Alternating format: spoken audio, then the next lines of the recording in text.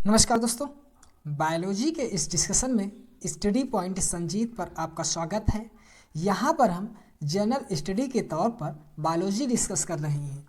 तो आज का हमारा टॉपिक है रिस्पायरेटरी सिस्टम से रिलेटेड डिजीज़। तो हमारे इन्वायरमेंट में डिफरेंट तरीके के सस्पेंडेड पार्टिकुलेट्स मैटर बारीकी धूल धुएं के कण उपस्थित होते हैं। तो कभी कभार ये रिस्पायरेशन एक्टिविटी के द्वारा हमारे लंग्स में इंटर हो जाते हैं, जिसके कारण विभिन्न तरीके की डिजीज़ उत्पन्न हो जाती हैं। तो ये बीमारियां कौन सी हैं और किस तरीके से हमारे रिस्पायरेटरी सिस्टम को प्रभावित करती हैं, तो आज के डिस्कशन में हम यहाँ पर इनके बारे में जानने का प्रयास करेंगे। शुरू करते हैं आज का डिस्कशन। तो पहली डिजीज़ है ब्रोंकाइटिस। तो ब्रोंकाइटिस डिजीज़ जानने के पहले हम फिगर देखते हैं। ये श्वसन नाल है, लैरिंक्स से और दोनों को फेफड़े के बीच में जो लंबी संरचना है इसको कहते हैं ट्रेकिया। ट्रेकिया से एक राइट लंग्स की ओर और एक लेफ्ट लंग्स की ओर डिवाइड हो जाती है। इसको ब्रोंची कहते हैं।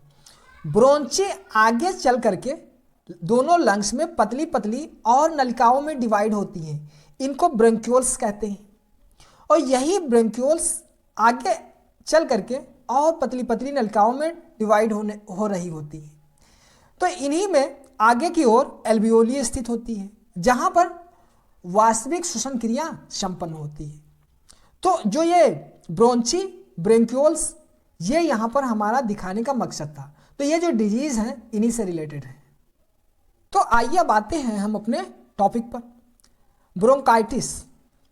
ब्रोंकाइटिस डिजीज़ में क्या होता है कि जो व्यक्ति स्मोकिंग वगैरह करता है, तो स्मोकिंग करने के कारण या CO2 यानी कार्बन डाइऑक्साइड की अत्यधिक उपस्थिति के कारण या अदर कारणों से इन्फेक्शन हो जाता है। तो ऐसे में जो ब्रोंची है, ब्रोंची में स्वेलिंग आ जाती है, सूजन आ जाती है, जिसके कारण लंग्स में पाई जाने वाली म्यूकस ग्लैंड अधिक मात्रा में बलगम का निर्माण करने लगती है। यानी कि जो म्यूकस पदार्थ है उसका अत्यधिक मात्रा में निर्माण करने लगती है, जिसके कारण श्वसन नाल में अवरोध उत्पन्न होने लगता है, जिससे खांसी आने लगती है, अत्यधिक खांसी आती है। इसी को कहा जाता है ब्रोंकाइटिस। जो ब्रोंकाइटिस रोग है ब्रोंची और आइटिस से मिलकर बना हुआ है। ब्रोंची आप समझ ही गए हैं कि जो ट्रैकिया से डिवाइड होती हैं पतली पतली संरचनाएं, इन्हीं को ब्रोंची कहा जाता है। तो इसी में स्वेलिंग आ जाती है। और जो आइटिस है, हाँ हमेशा याद रखना कि कोई भी डिजीज के अंत में यदि आइटिस लग जाता है तो ऐसे में उस डिजीज में दर्द होगी, सूजन हो जाएगी और लाल हो जाता है, लाल लाल चकत्ते टाइप में पड़ जाता है। तो आइटिस ये सिम्टम्स उत्पन्न करता है जिस डिजीज के अंत में लग जाता है। यानी जैसे मेनिंजाइटिस क्या होता है? ये जो माइंड्स है, ब्रेन की एक डिजीज है। तो इसमें भी यही लक्षण उत्पन्न होते हैं। तो इस तरीके से यहाँ पर ब्रोंकाइटिस हो जाने के कारण खांसी वगैरह अत्यधिक मात्रा में आने लगती है, अत्यधिक बलगम का निर्माण होने लगता है। खांसी क्यों आती है? यानी श्वसन नाल में जब अवरोध उत्पन्न होता है, हम सांस ले रहे हो तो सांस ले रहे हैं श्वसन नाल साहब, लेकिन जब श्वसन क्रिया में अवरोध उत्पन्न हो जाएगा तो खांसी आ जाती है। नेक्स्ट है अस्थमा। तो अस्थमा को दमा कहा जाता है। दमा क्या है? दमा वही बीमारी है जिसमें व्यक्ति की अत्यधिक सांस फूलती है। थोड़ा जरा सा काम कर दिया, सांस फूलने लगी, कहते हो हफ्फन आ रही। तो इसी को कहा जाता है अस्थमा। तो अस्थमा बीमारी में जो ब्रोंक्यूल्स हैं श्वसन निकाय हैं। ब्रोंक्यूल्स क्या है? अभी जो ऊपर हम चर्चा किए हैं कि जो ब्रोंची है आगे पतली पतली डिवाइड होती रहती हैं, इन्हीं को ब्रोंक्यूल्स कहा जाता है। तो इन ब्रोंक्यूल्स में कभी कभार क्या होता है कि एलर्जी हो जाता है। एलर्जी होने के कारण ये ब्रोंक्यूल्स संकुचित हो जाती हैं। ये श्वसन नलिकाएं हैं, तो श्वसन नलिकाएं संकुचित हो जाएंगी। संकुचित हो जाने के कारण ये संकीर्ण हो जाती हैं, यानी कि अब वायु जितनी चाहिए फेफड़ों को उतनी सप्लाई नहीं हो पाती है, संकीर्णता आ जाती है, जिसके कारण श्वसन तंत्र में बाधा उत्पन्न हो जाती है, अवरोध उत्पन्न हो जाता है। और इस तरीके से लंग्स को ऑक्सीजन चाहिए, तो ऐसे में व्यक्ति की अत्यधिक सांस फूलने लगती है। इसी को कहते हैं अस्थमा या दमा। नेक्स्ट है एम्फाइसीमा। एम्फाइसीमा डिजीज के बारे में जानने से पहले हम लंग्स में एल्वियोली की संरचना देखते हैं। ये एल्वियोली ये ट्रैकिया से दोनों लंग्स की ओर डिवाइड होती हुई ब्रोंक्यूल्स आगे चल के लास्ट में ये जो गुब्बारे जैसी संरचनाएं होती हैं, इनको एल्वियोली कहा जाता है। एल्वियोली चारों ओर से रक्त वाहिकाओं से घिरी होती हैं और जो हार्ट से पल्मोनरी धमनी के द्वारा अशुद्ध ब्लड लाया गया है, यहीं पर ऑक्सीजन को ट्रांसफर कर दिया जाता है और कार्बन डाइऑक्साइड को ले लिया जाता है। तो एल्वियोली गुब्बारे जैसी हैं, ये फूलती पिचकती रहती है, जिसके कारण ऑक्सीजन और कार्बन डाइऑक्साइड का विनिमय एक्सचेंज होता रहता है। तो जब श्वसन क्रिया के ड्यूरेशन में कभी कभार इन्फेक्शन हो जाता है, तो इन्फेक्शन हो जाने के कारण जो एल्वियोली हैं, एल्वियोली क्या करती हैं, जब हम इन एक्सपायरेशन किए, श्वसन क्रिया अंदर लिए, प्रश्वसन किए, तो ये फूलती हैं, और जब हम निःश्वसन किए यानी कि एक्सपायरेशन क्रिया किए, उस दौरान ये पिचक जाती हैं और एयर को मुंह के थ्रू बाहर, नाक के थ्रू बाहर निकाल दिया जाता है। तो इनकी ये सिकुड़ती हैं और फूलती हैं, तो ये फ्लेक्सिबल होती है, यानी कि संकुचनशीलता इनमें विद्यमान रहती है, इसी के कारण ये फूलती पिचकती रहती है। तो जब इन्फेक्शन हो जाता है उस ड्यूरेशन में इनकी ये संकुचनशीलता समाप्त हो जाती है, जिसके कारण जो एक्सपायरेशन यानी नाक के थ्रू जब हम जो बाहर क्रिया करते हैं, वायु को बाहर निकालते हैं, तो उस अवस्था में, उस ड्यूरेशन में ये एल्वियोली जो है सिकुड़ नहीं पाती है, जिसके कारण श्वसन तंत्र में अवरोध उत्पन्न हो जाता है, बाधा उत्पन्न होती है। तो एम्फाइसीमा डिजीज एल्वियोली की संकोचनशीलता की समाप्ति से संबंधित है। नेक्स्ट है industrial respiratory disorder. Industrial respiratory disorder यानी कि व्यवसाय से संबंधित प्रदूषण जनित रोग। व्यवसाय में कैसे होता है?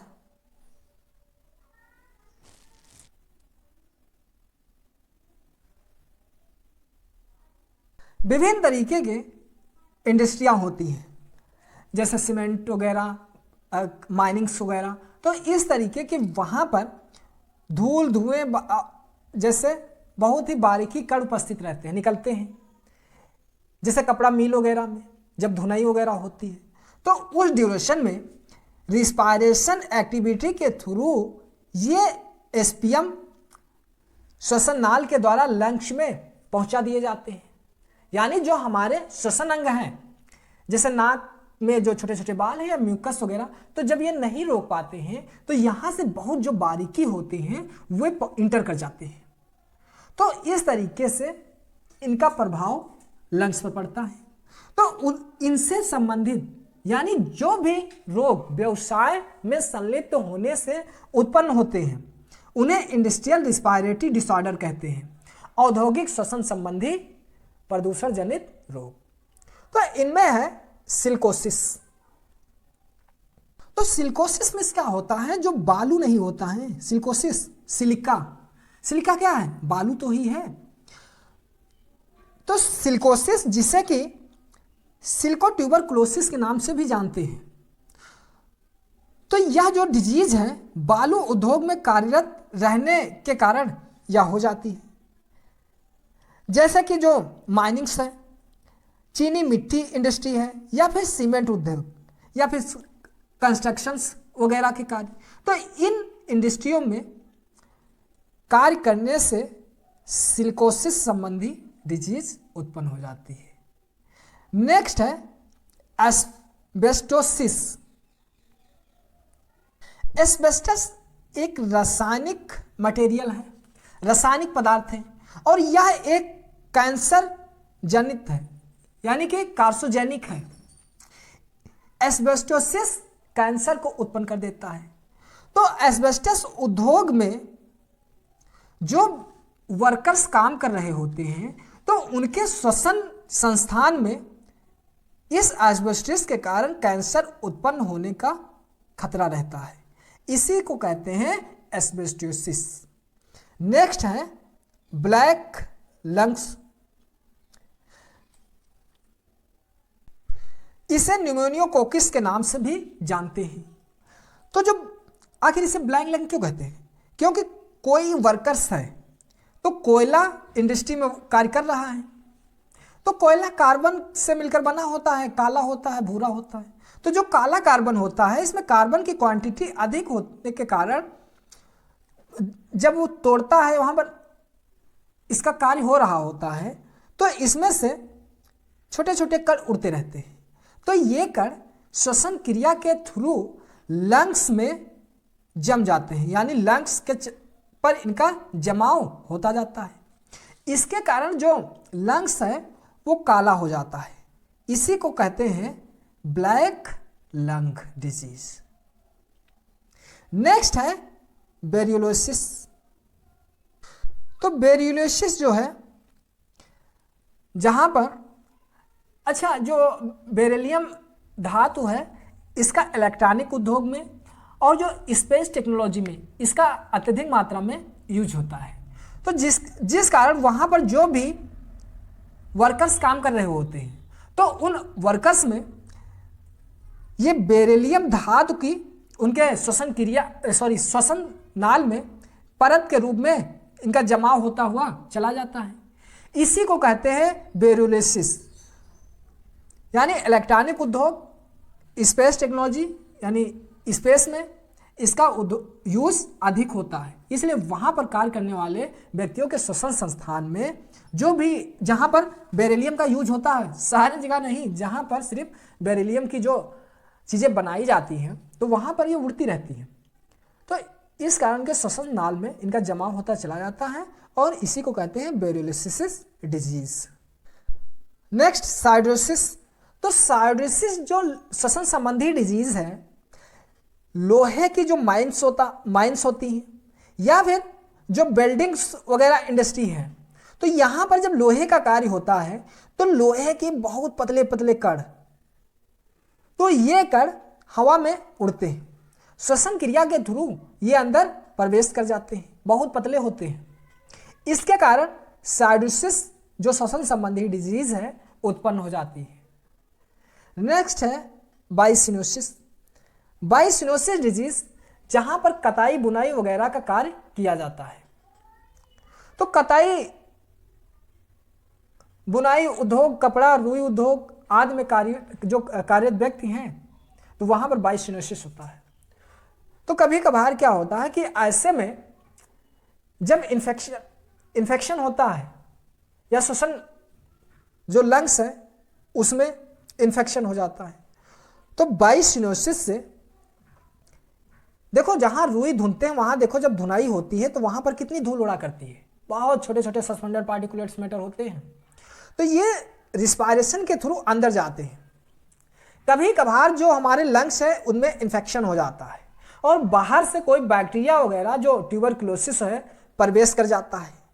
ऐसे में प्रवेश कर जाने से श्वसन नाल में या फिर लंग्स में ये बैक्टीरिया के कारण टीबी वगैरह उत्पन्न हो जाती है।